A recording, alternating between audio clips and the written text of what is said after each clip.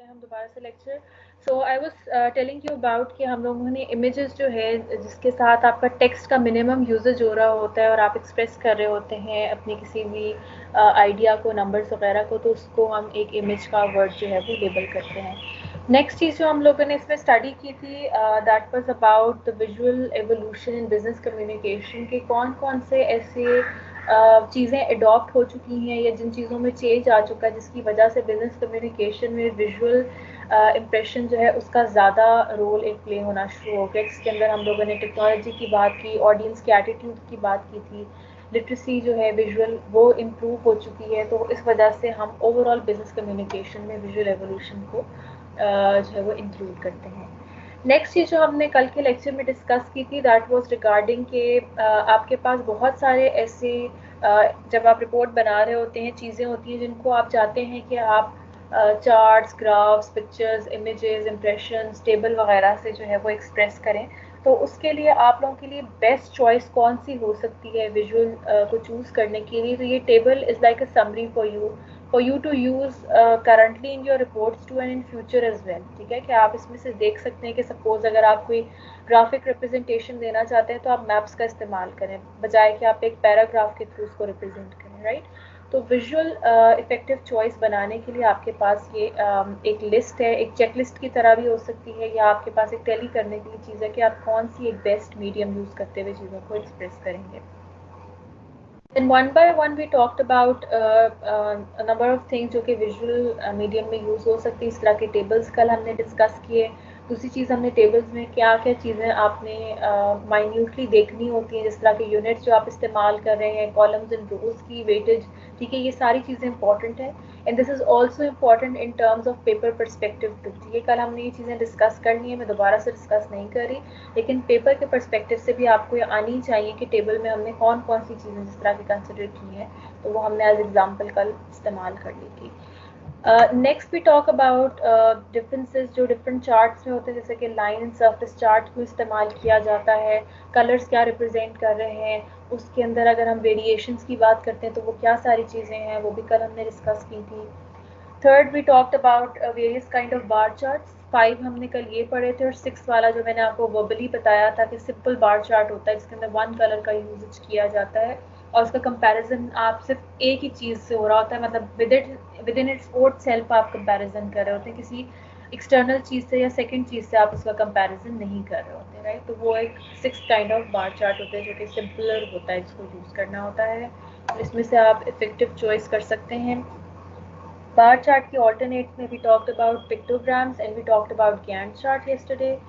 Then we discussed the two type of diagrams जिसको हमने काफ़ी डिटेल में कल डिस्कस किया था कि स्कैटर प्लॉट में अगर हमारे डॉट्स स्प्रेड हुए हैं तो उनका क्या मीनिंग है, बबल का साइज़ क्या मीनिंग करता है, लाइन क्यों ड्रॉ की जाती है, ये सारी चीज़ें कल हमने डिस्कस की थी। ठीक है, पाई चार्ट्स की इम्पोर्टेंस कल हमने डिस्कस की थी और क्यों इतने अच्छे नहीं होते या इफेक्टिव नहीं होते उसको हमने डिस्कस किया था। And then we talked about data visualization. Data visualisation में हमने डिस्कस किया था कि why do companies use data visualisation. तो कल हमने यहाँ तक जो है अपने कोर्स को कवर किया था। Today will be talking about कि जब हम लोग यूज़ करते हैं इंफॉर्मेशन, कॉन्सेप्ट्स, आइडिया, सब्जेक्टिविटी, तो तब हमारे पास किस तरह की चीज़ें होनी चाहिए जिसके थ्रू हम ज़्यादा एक्सप्रेसिव हो सकते हैं इन रिप्रेजेंटिंग आर इंफॉर्मेशन। ठीक है, you might be familiar with the terms, जिस तरह के फ्लो चार्ट्स होते हैं, ऑर्गेनाइजेशन चार्ट्स हैं, maps, illustration, diagrams, photograph, infographics and videos. आप लोग सारे फेमिलियर होंगे ये सारी चीज़ें क्या होती हैं, लेकिन इसको हम इन डिटेल जो है वो देख लेते हैं कि क्या क्या चीज़ें इसके अंदर हमने कंसिडर करनी है। सबसे पहली चीज़ जो हम देखेंगे वो flow charts and organisation charts हैं। Okay, so flow charts and organisation chart में सबसे पहली चीज़ आपने ये अंडरस्टैंड करनी है कि जब भी हम कोई फ्लो चार्ट डेवलप कर रहे होते हैं वो कोई रिलेशनशिप एक्सप्रेस करने में आपको हेल्प करता है। ठीक है, जिस तरह के आप येस नो से उसको कनेक्ट कर रहे हैं या एक क्वेश्चन को आंसर करके तभी आप नेक्स्ट पे मूव ऑन कर सकते हैं, तो वो एक आपका रिलेशनशिप जो है उसको बिल्ड करने में हेल्प कर रहा होता है, उसको हम फ्लो चार्ट कहते हैं। ठीक है, हम लोग बहुत सारे आप लोग कोर्सेज में भी पढ़ चुके होंगे फ्लो चार्ट्स। ठीक है, कि आप एक स्टेप को कंप्लीट करते हैं and then you move to the second step. दूसरी चीज़ फ्लो चार्ट में आती है कि हमेशा फ्लो चार्ट जर्नल थिंग से स्टार्ट होता है और स्पेसिफिक चीज़ पे जाके एंड हो रहा होता है, ठीक है। तो there is a general question and then you funnel down towards a specific thing. तो ये फ्लो चार्ट के अंदर एक रूल इस्तेमाल हो रहा होता है जिसको आपने यूज़ करना होता है। उसके अलावा फ्लो चार्ट में तीसरी चीज़ होती है कि आपने देखना है कि जो इवेंट्स या क्वेश्चंस या वट एवर कैटेगरी जो आप उसके अंदर यूज़ कर रहे हैं उसमें कोई ना कोई शेप्स यूज़ हो रही होती हैं। अगर हम as a layman flow charts को देखते हैं तो हमारे लिए इन शेप्स की शायद कोई इतनी इंपॉर्टेंस नहीं हो, ठीक है। जिस तरह कि अगर आप इस फिगर में देखेंगे तो मुख्तलिफ तरह की शेप्स का इस्तेमाल किया गया है। प्रोफेशनली इन शेप्स का कोई ना कोई मीनिंग होता है, ठीक है। सो ऑलवेज मेक श्योर कि जब भी आप प्रोफेशनल वे में अपनी रिपोर्ट बना रहे हो तो आपको पता हो कि whatever shape that you going to insert in your flow chart it is going to have a certain meaning in to it, ठीक है जी।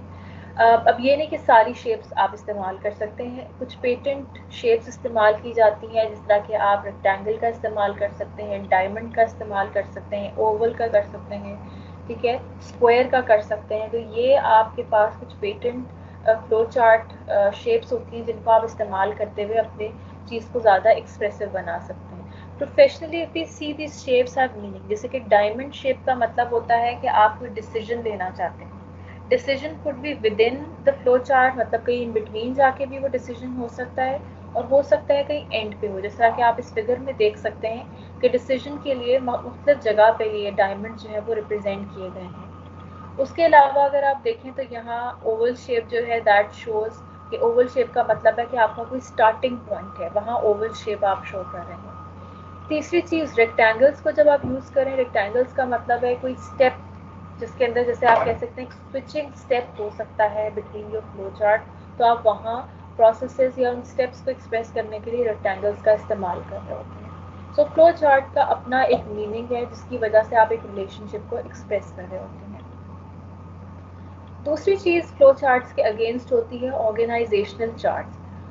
चैप्टर नंबर 5 जब हमने पढ़ा था ऑर्गेनाइजेशनल कम्युनिकेशन, हमने प्रिंसिपल्स ऑफ मैनेजमेंट में भी इसको काफ़ी डिटेल में डिस्कस किया हुआ है कि आपका ऑर्गेनाइजेशन चार्ट का मकसद क्या होता है और क्यों बनाया जाता है, ठीक है। It's very simple to understand कि जब आपने हायरकी को रिप्रेजेंट करना होता है, ठीक है, कोई हायरकी बनानी होती है जिसके अंदर आपने पोजीशंस बतानी है, डिपार्टमेंट्स बताने हैं, कोई प्रोजेक्ट एक्सप्लेन करना है, कोई यूनिट्स एक्सप्लेन करने हैं, तो आप उस ऑर्गेनाइजेशन चार्ट को डिज़ाइन करते हैं और उसके थ्रू अपने आपस में पोजीशंस को या रिलेशनशिप्स को एक्सप्रेस कर रहे होते हैं, ठीक है। These are no set of question इस तरह के फ्लो चार्ट में हो रहा होता है।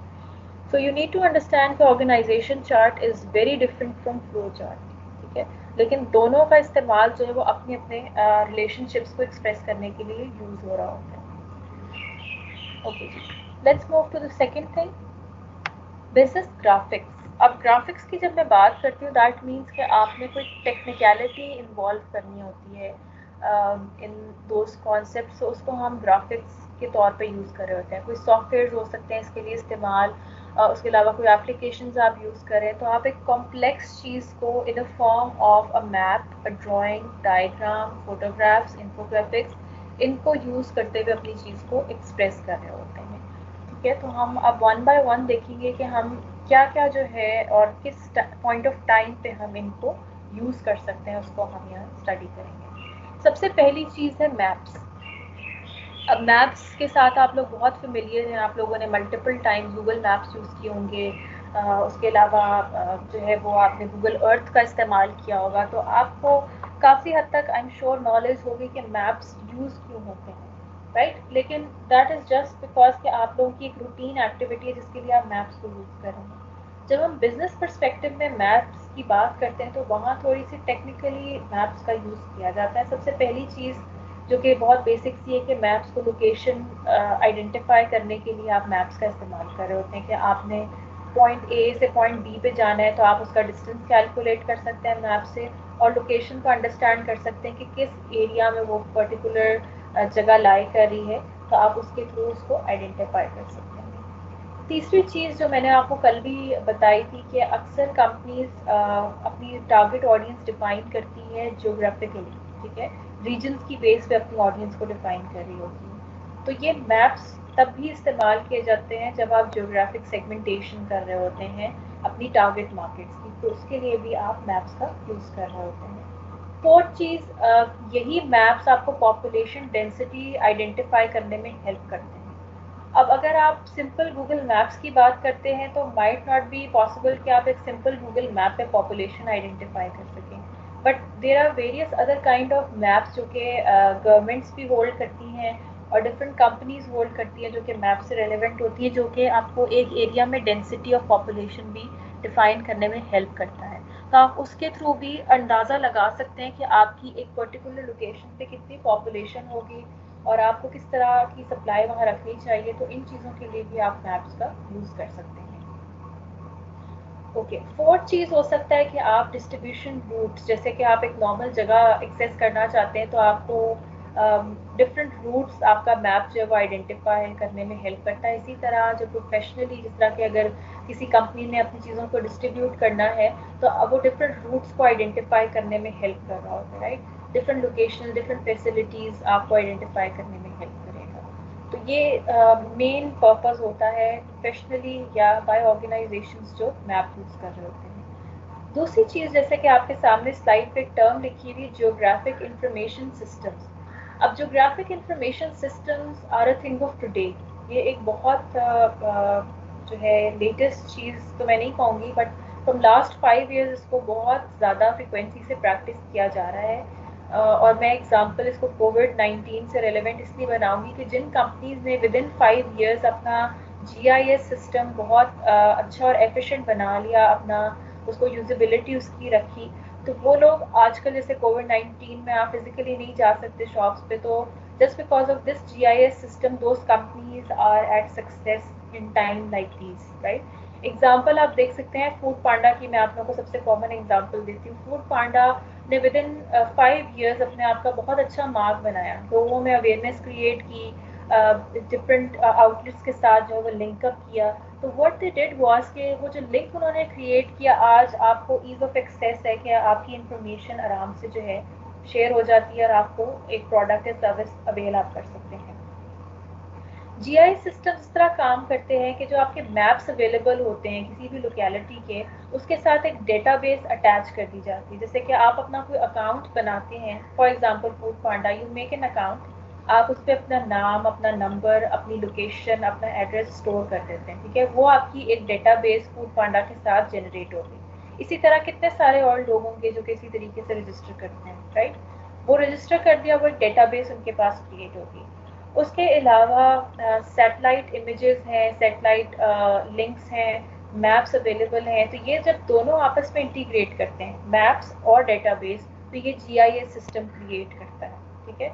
और इसके थ्रू क्या होता है कि once your data is available with that particular company, वो आपको सिर्फ कंफर्मेशन के लिए आपसे एक रिक्वेस्ट प्लेस करेंगे, अदरवाइज सारी इंफॉर्मेशन अवेलेबल होती है।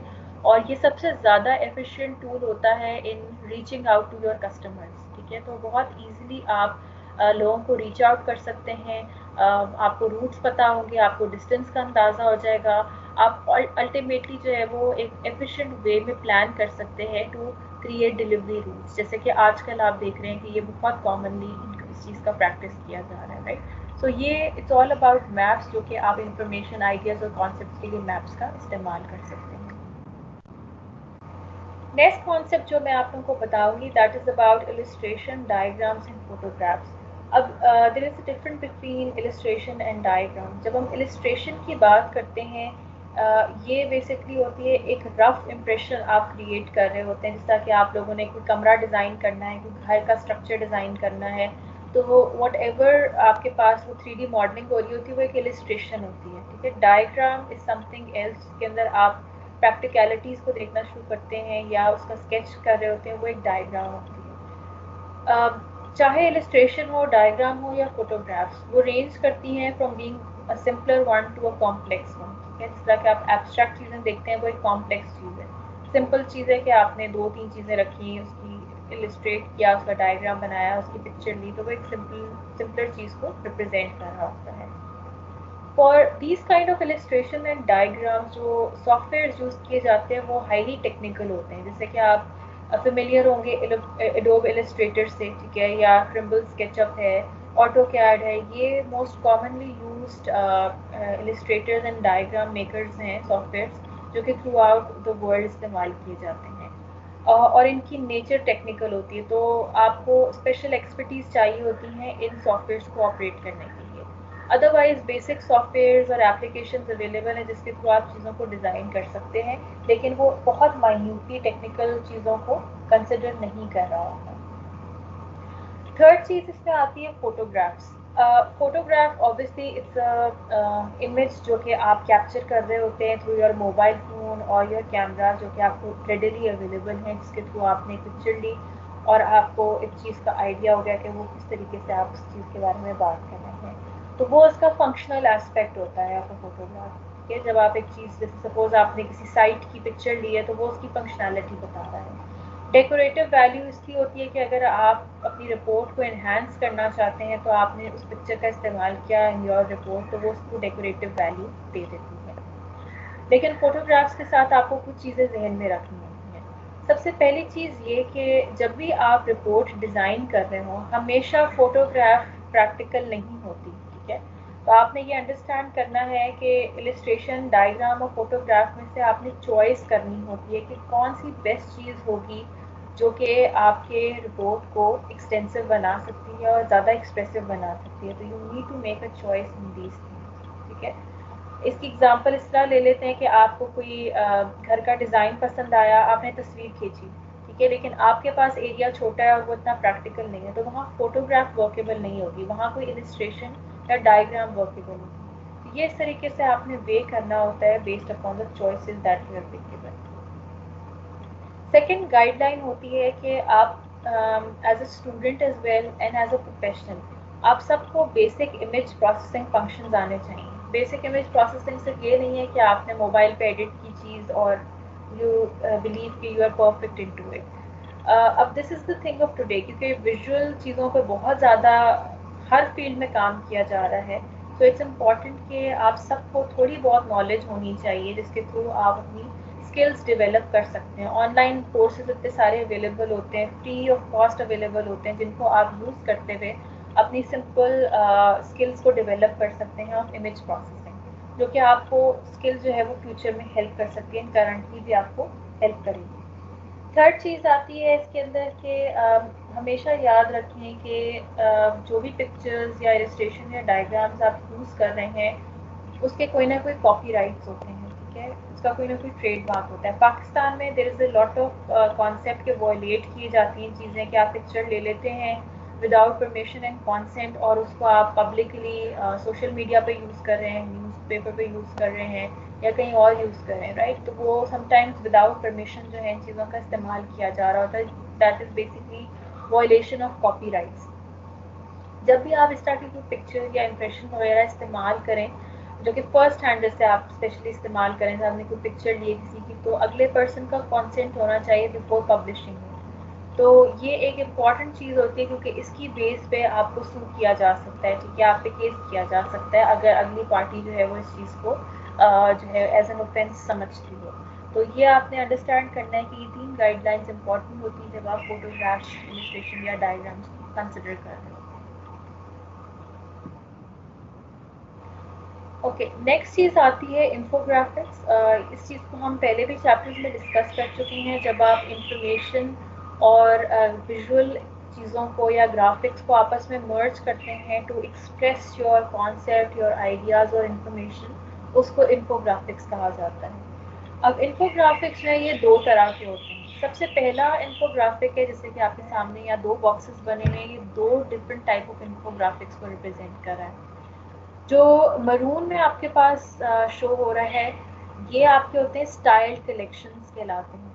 ठीक है, स्टाइलाइज्ड कलेक्शंस होती हैं जिसके अंदर आप सिंपलर चार्ट्स, ग्राफ्स, जिस तरह के मैंने आपको पहले भी पढ़ाए थे कल के लेक्चर में, जब आप उनका इस्तेमाल कर रहे होते हैं वो आपकी स्टाइलाइज्ड कलेक्शंस होती हैं। ठीक है, and that's one kind of infographics जिसके थ्रू आप अपने डेटा को रिप्रेजेंट कर रहे होते हैं। इस तरह के जो इन्फोग्राफिक्स हैं ये जनरली फॉर्मल रिपोर्ट्स में यूज़ किए जाते हैं, not for creative purposes. Second kind of infographics is called as structured narratives.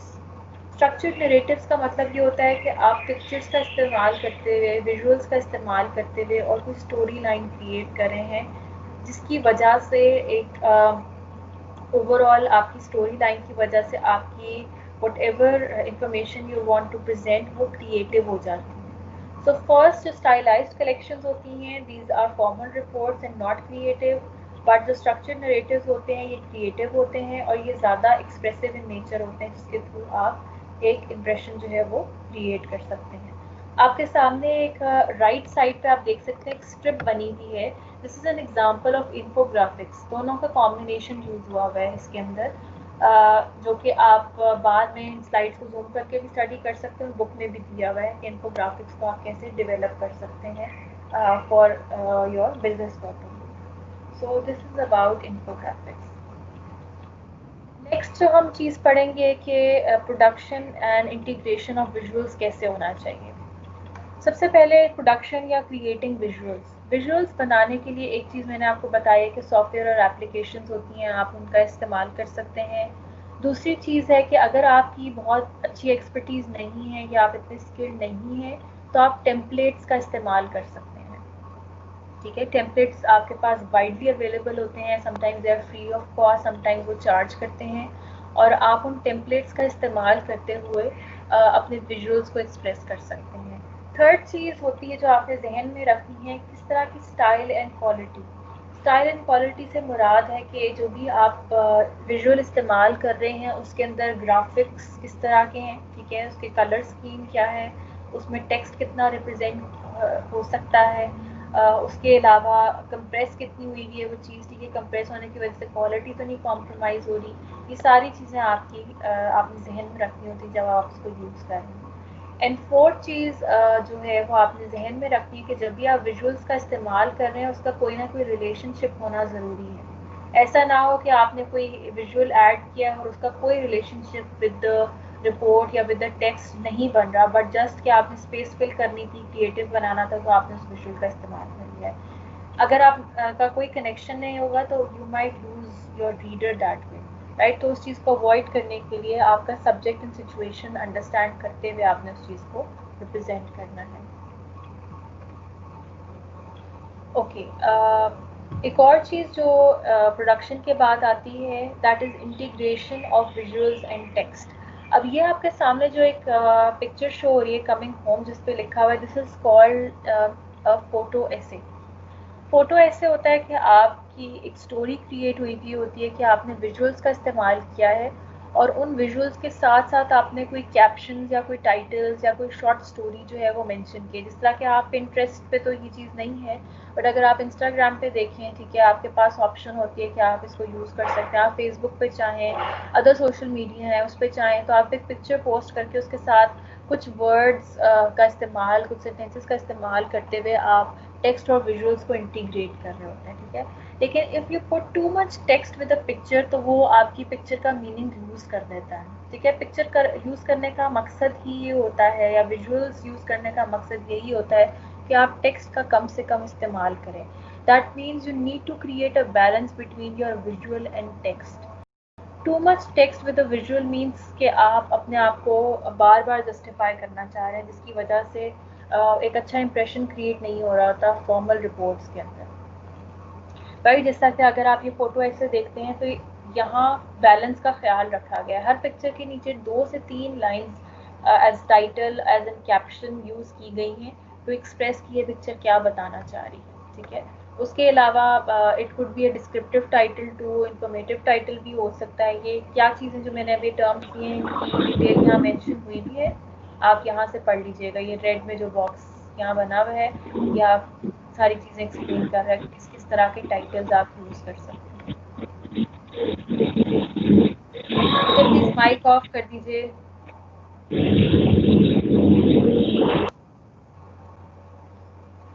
Okay, last चीज़ जो आज हम पढ़ेंगे दैट इज़ कि आपकी जो बिज़नेस वीडियोस होती हैं उसकी प्रोडक्शन में क्या क्या चीज़ें होती हैं जिनको आप कंसिडर करते हैं। आप लोगों ने लास्ट सेमेस्टर में ओरल कम्युनिकेशन में बिज़नेस वीडियोस बनाई हैं। In future you might be asked to make another video as well for the sake of project या फाइनल ईयर प्रोजेक्ट में अगर आप यूज़ करना चाहें तो आप बिजनेस वीडियोज़ में क्या क्या चीज़ें आपको कंसिडर करनी चाहिए, ठीक है। So this is also part of visual media. सबसे पहली चीज़ है कि videos is a 3 step process, ठीक है, mainly 3 step process, pre production, production and post production, ठीक है। 3 स्टेप प्रोसेस में आपने अंडरस्टैंड करना है कि इसमें मल्टीपल चीज़ें फॉल कर रही होती हैं। सबसे पहली चीज़ है प्री प्रोडक्शन, दैट मीन्स कि before you actually start shooting the thing, आप लोगों ने किन किन चीज़ों को कंसिडर करना होता है। सबसे पहली चीज़ इसके अंदर आती है जिसको हम कहते हैं कि आप जैसे आप लोगों ने वीडियोस बनाई तो आप लोगों ने कोई आइडिया का थॉट प्रोसेस किया होगा, ठीक है। दैट इज़ बेसिकली किस पर्पस के लिए आप बना रहे हैं, ठीक। तो वो आपका एम हो गया कि आपने उस चीज़ को कैसे डिज़ाइन किया है। सेकेंड चीज़ उसका scope, what do you want people to understand from that video. ऐसा नहीं कि आपने सिर्फ वीडियो बनाई and that's the aim, obviously that video should have a meaning, should have an expression. उसके लिए आपने पहले से ये सोच के रखना है कि आप किस तरीके से अपनी सारे कंटेंट को डिज़ाइन करेंगे, कंपोज करेंगे और उसके बाद उस चीज़ को एक्सप्रेस करेंगे in form of a video and different scenes जो आप बना रहे होते हैं। थर्ड चीज़ इसके अंदर आती है कि आपकी कैमरा की प्लेसमेंट, ठीक है। आपने अपने कैमरा को इंश्योर करना है कि कैमरा के एंगल्स, कैमरा की प्लेसमेंट ऐसे एंगल पे हो कि वो कम्प्लीटली आपके कॉन्सेप्ट को कवर कर रही हो, ठीक है। अगर आप रॉन्ग एंगल पे कैमरा प्लेस करते हैं तो वो सकता है वो चीज़ इतनी एक्सप्रेसिव ना हो जितनी आपने सोची हो। तो कैमरा के एंगल्स जो हैं वो भी बहुत मैटर करते हैं। थर्ड चीज़, लाइटनिंग को प्लान करना है आपने। अगर आप एक्सटर्नल शूट कर रहे हैं, ठीक है, डे टाइम में शूट कर रहे हैं तो लाइटनिंग की इतनी कोई प्रॉब्लम होती नहीं, ठीक है। लेकिन अगर आप किसी नाइट टाइम पे शूट कर रहे हैं या आप कम लाइट वाली जगह पे शूट करें तो आपको लाइटनिंग एक्सटर्नली प्लान करनी पड़ती है कि किस तरह की लाइटनिंग जो है अवेलेबल होनी चाहिए, किस तरह का इक्विपमेंट होना चाहिए, अदरवाइज वीडियो की क्वालिटी कॉम्प्रोमाइज़ हो जाती है। फिफ्थ चीज़, साउंड रिकॉर्डिंग। जैसे मैंने आपको पहले भी ये चीज़ बताई थी कि साउंड जो है ऑब्वियसली वीडियो जो है उसके अंदर आपकी साउंड क्वालिटी बहुत मैटर करती है, क्योंकि वीडियो का मकसद सिर्फ ये नहीं है कि आप एक विजुअल इंप्रेशन दे रहे हैं, आपके वर्ड्स जो आप उसमें बोलेंगे, वर्बल कम्युनिकेशन जो आप करेंगे, उसका भी बहुत बड़ा इम्पैक्ट होता है। तो ऑलवेज मेक श्योर कि साउंड रिकॉर्डिंग्स के लिए आप माइक का इस्तेमाल करें। अब किस तरह का माइक है, उसमें बहुत सारी टाइप्स होती हैं, आप उनमें से चूज़ करके और अपनी अप्रोप्रिएट इक्विपमेंट को यूज़ करें। लास्ट चीज़ इसके अंदर प्री प्रोडक्शन में होती है कि आपने जो भी स्क्रिप्ट बनाया है उसके अंदर आप उसका इस्तेमाल करें, नोट डाउन करें या क्रॉस आउट करें कि आप लोगों ने कौन कौन सी चीज़ें कवर करनी हैं। और इसमें एक और चीज़ होती है जिसको बी रोल मटेरियल कहा जाता है प्री प्रोडक्शन में। बी रोल मटेरियल होता है जिस तरह आप लोग कोई प्लान बनाते हैं, उसका प्लान बी होता है, राइट। इसी तरह जब आप वीडियोस बनाते हैं तो उसमें एक बी रोल मटेरियल होता है जो कि सेकेंडरी शूटिंग्स आप कर रहे होते हैं। दैट मीन्स अगर आपने एक सीन कोई शूट किया है, ठीक है, तो हो सकता है वो एक दफ़ा इतना अच्छा ना हो तो आप मल्टीपल टाइम्स उसको शूट कर रहे होते हैं, राइट। वो जो मल्टीपल टाइम्स शूट कर रहे होते हैं that is basically called a B roll material. कि समटाइम्स आपको लगता है कि एक उसी पर्टिकुलर सीन में part A was very good, तो आपने उधर से क्रॉप करके और नेक्स्ट वीडियो से पार्ट सी, पार्ट डी जो आपको अच्छा लगा तो आपने उन सबको एक मर्ज कर दिया जब आप अपनी पोस्ट प्रोसेसिंग कर रहे होते हैं, राइट। तो बी रोल मटेरियल उन सीन्स के लिए भी यूज़ किया जाता है। दूसरी चीज़ जिसकी वजह से बी रोल मटेरियल यूज़ हो रहा होता है वो ट्रांजिशंस क्रिएट करने के लिए। आप लोगों ने मूवीज़, ड्रामास वगैरह में देखा होगा, अपनी वीडियोज़ में भी देखा होगा कि आप ट्रांजिशन कर रहे होते हैं from one scene to another, जिसमें आप कोई पिक्चर का इस्तेमाल कर सकते हैं, किसी और रैंडम सीन का इस्तेमाल करके एक स्मूथ ट्रांजिट करते हैं from one scene to another one. उसके लिए भी बी रोल मटेरियल इम्प्रेशन जो है या वीडियोस बनाई जाती हैं ताकि आप ज़्यादा अच्छे तरीके से अपने वीडियो को एक्सप्रेस कर सकें। Step production, very easy to understand कि जब आपने एक दफ़ा अच्छी प्लानिंग कर ली है तो सिर्फ आपने उस चीज़ को एग्जीक्यूट करना है। इसमें एक पिक्चर मिस आउट हो गई है, दैट इज़ बेसिकली कि जो फ्रेम्स होते हैं उनको बहुत केयरफुली आपने शूट करना होता है। फ्रेम्स का मतलब होता है जिस तरह आप एक पिक्चर जब लेते हैं तो आपने देखा होगा कि वाइड एंगल होती है, ठीक है। उसके अलावा आप चाहते हैं तो फोकस पिक्चर्स होती हैं, ठीक है, क्लोजअप पिक्चर्स होती हैं। इसी तरह जब आप वीडियो शूट करते हैं तो उसमें भी फ्रेम्स के डिफरेंट शॉट्स लिए जाते हैं। Sometimes it's wide angle, sometimes it's a close up.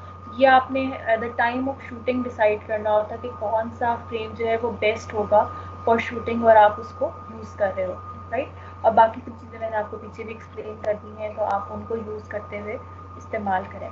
एक और चीज़ प्रोडक्शन में आपने जहन में रखनी है for today and for future as well, कि कभी भी कैमरा के अंदर जो इफ़ेक्ट्स गिवन होते हैं उनका इस्तेमाल ना करें जब आप वीडियो इन पर्टिकुलर बना रहे हैं। जिस तरह कि आप डिफरेंट इफ़ेक्ट्स डाल के अपनी वीडियो को क्रिएटिव करने की कोशिश करते हैं, तो आप अपनी मेन वीडियो में उन चीज़ों का इस्तेमाल ना करें। वो चीज़ आप पोस्ट प्रोसेसिंग के लिए रखें by using applications and software.